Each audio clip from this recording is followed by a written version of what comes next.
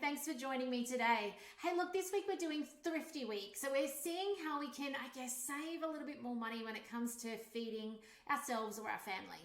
Now, I hope so far you've taken away some hints and tips.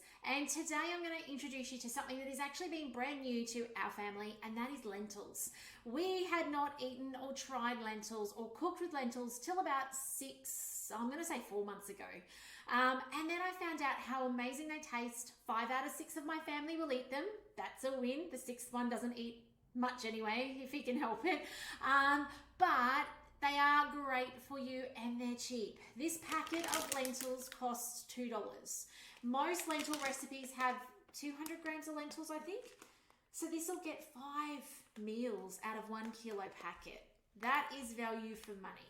Okay, so lentils have become something that we've added to our family life and dinners. One of my favorite recipes is actually the dal, the spinach and coconut dal recipe. Check that out on Cookie Do. It's amazing.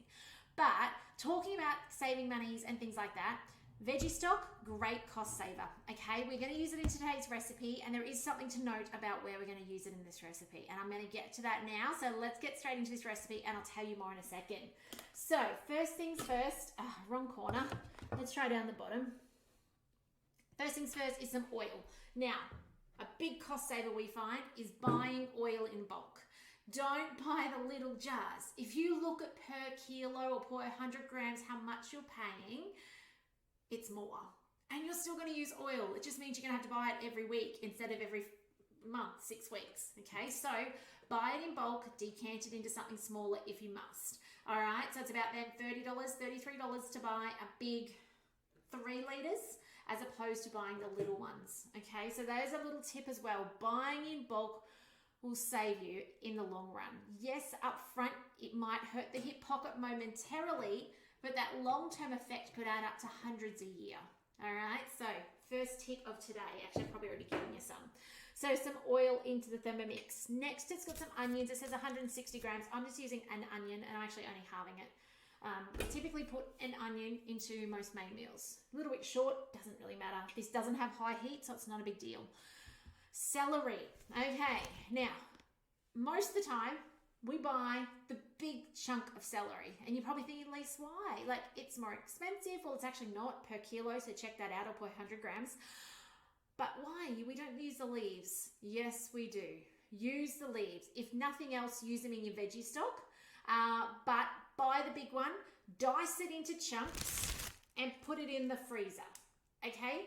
Biggest tip I've got is when you've got excess, freeze it. It may not look pretty, but I'm not going to use this in a salad. It's going to go into a stock. It's going to go into a soup. It's going to go into this recipe from frozen. So it doesn't matter if it looks gross, if it's gone soggy, if it's got ice on it, okay? If it's released the liquid, it doesn't matter.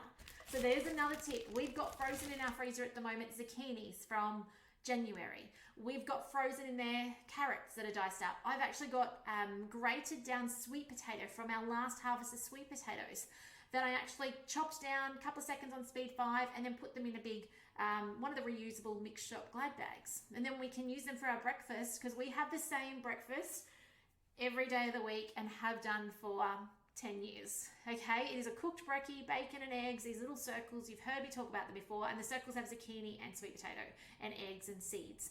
And that's why we grow those things in our garden now as well. Haven't had much luck with zucchinis, but sweet potatoes, abundance, which has been amazing. But I'll talk more about growing tomorrow. But when you do get the chance to buy it in bulk for a lesser price, take advantage of that. That is more money in your back pocket by the end of the year. Okay, so there's a big tip of today. So 100 grams of celery into pieces, in it goes.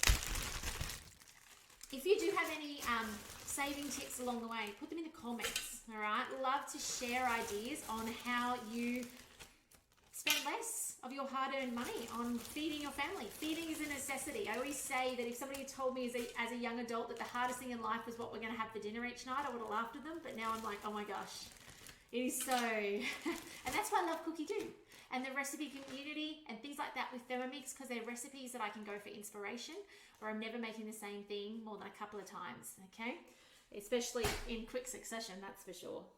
However, my kids would tell you creamy tomato salami with fettuccine, that's their go-to. No fettuccine, gluten-free pasta, and not normally cream. It might be yogurt, coconut cream, or nothing if it's a full tomato one. So they might tell you otherwise, but that's if they have to cook dinner, that's theirs on rotation. So 2 garlic cloves. I'm on minced garlic at the moment because we haven't grown any. So I'd much prefer to grow it, or if I had the chance to buy it somewhere where it was not hugely expensive and it was Australian, I'd buy it, but at the moment that's not here, not to be found. So on with the lid, let's chop it down.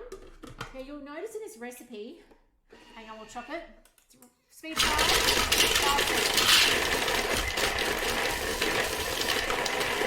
Alright, I was going to say, you'll notice in this recipe it's got thyme in it. Our thyme has been obliterated out there in our garden with all this wet weather, so I'm actually going to use dried thyme. Don't let that stop you making a recipe, hey, if you don't have exactly what it calls for. Okay, straight down the sides with a spatula. I am no good at that, but I will let you see the chop. The chop is amazing in the Thermomix. This is one of my favorite things about the Thermomix, is how quickly it chops my food up for me. Even from frozen, okay? You saw mincing the other day. How cool is that you can use your frozen meat and mince that down into what you want it to be.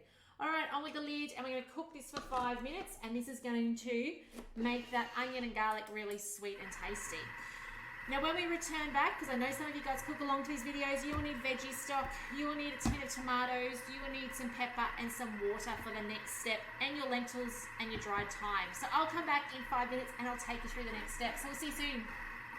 Okay, the smells in here are amazing. It is cooked off for those couple of minutes, and look at that come out of there. How cool is that? So I love this recipe. It's a really super quick one as well. So not only is it going to save you a lot of money, it's actually really, really quick. So 200 grams of split lentils. Now, red split lentils. Dry variety, okay? If there's a cooking step in a recipe where it then cooks them for 20 minutes or so, that will tell you that they're dry. If it's going in at the end and it's only cooking for, say, 5 minutes, it means it's probably the drained canned variety, okay? And it is cheaper to actually rehydrate your own. So can I encourage you to buy these and put them in the pantry? And, you know, even if you don't use them for a while, we had them in the pantry a long time, and I think even donated some out of our pantry back a couple of years ago because we had them there and never used them. I must have bought them for a recipe, never used them, donated them off to one of the charities around the place. Closed packet, you know, good to go before I actually worked out how to use them. So get them, buy them, put them in your pantry, and then make amazing food with them, okay? That's what the Thermomix empowers us to do. So, dried bay leaves. I don't have any. We used to have a bay leaf tree at our old place. We don't have one here, and I haven't bought the packet dry ones. I'm going to skip it, okay? We don't know what we don't know, and I don't know what it's going to taste with or without, so I'm just going to leave it out. Okay, I'm going to put, it says 1 to 3 sprigs of fresh thyme. Now, thyme is quite a little thing, so I'm going to put about a teaspoon in. All right, so when they dry them, they dehydrate them, it takes the moisture out, so they become smaller, so you can kind of put less in and it equals more. Tin of tomatoes. We buy these in bulk organically from a place called Honest to Goodness. Not affiliated with them, just that's what we do. You can, I believe, get this brand at Costco as well. We tend to be buying a whole ton of stuff, which you'll see more info over on my website about that. But we tend to buy a whole lot in one go. So we're buying flours and rice and all that stuff in like 5 kilo bags in one go. And then that'll last us 6 months or longer, which is what we really want to do. So that it's more efficient for us and we don't have to visit the shops regularly. We don't have to, if the prices are going up in the shops, it doesn't matter because we can just look at the pantry and go, what do we got? What can we use? Okay. Now, this is where I said I need to give you some tips. 800 grams of vegetable or chicken stock. That's a lot of salt if you were doing that, but that's not what they mean. This is an overseas recipe. They mean to put in 1 tablespoon of your homemade amazing veggie stock, which is so cheap to make. You never need to buy beef or chicken stock cubes or liquid or anything. You'll use this for everything. So they actually mean put 1 tablespoon in, which is our typical main meal amount if there's no other salty product added. If I put, say, soy sauce in a recipe or parmesan, then I'd probably pull this down a little bit because they're naturally salty. But I don't have anything like that in there. And then I'm going to put water. And that's how we turn it into the liquid stock that they're referring to. Oh, I'm a little short. I'll add the rest off camera. Okay. So then we're going to put the lid on. Oh, it's got some more salt. Skip the salt. Add that on the table if that's something you feel the need to do. Okay. It's such a personal thing, our salt preferences, isn't it? So I always say, you know, it's better to add later at the table than wish you could take it out because you can't take it out. let's finish off. So on with the lid and the measuring cup. And this is actually the last step. It's going to cook now for, that doesn't show you, does it? 30 minutes, 100 degrees. It's got reverse set and it's on our slowest speed of slow stir. So that will cook up those lentils. They'll rehydrate. It's going to be beautiful, flavoursome and amazing. And very importantly at the moment, cheap, but amazing. And I love that about the Thermomix. We can make phenomenal food that you would go out and pay for on the cheap and it still tastes amazing. Like, how cool is that? Anyway, that's it from me today. I'm going to spin this dial. Please reach out if I can support you with anything regarding your Thermomix or getting your Thermomix on the bench. Thanks for hanging with me today. My name is Lisa Keegan from Thermomixing Adventures. Let me know if I can do anything for you. But otherwise, take care and I'll see you in the next video tomorrow. So, bye for now.